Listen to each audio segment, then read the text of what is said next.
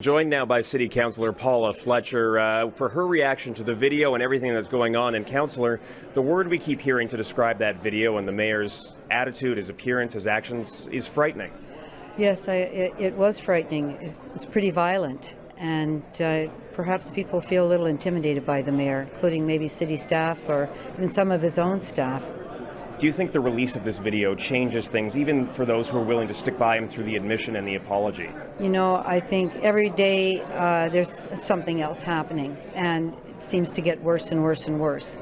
So for me, I really think, look, the mayor is under the City of Toronto Act. He's the CEO of the city.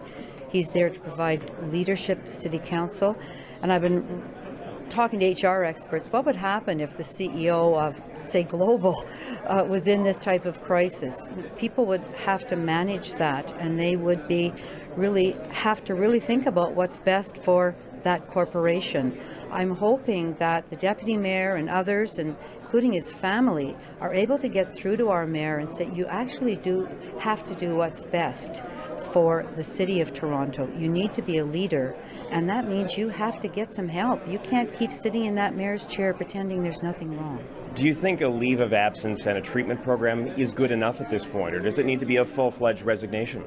You know, I think the deputies always said that's going to be up to the mayor, but the first thing with any addiction and any treatment is you have to get treatment. You have to be willing to go for treatment.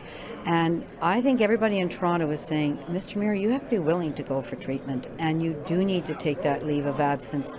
Your duties as the mayor of the City of Toronto are very clearly prescribed, and if you look at them, you can't possibly live up to those. I was concerned when I saw that there was all these grade 9s being taken into the mayor's office.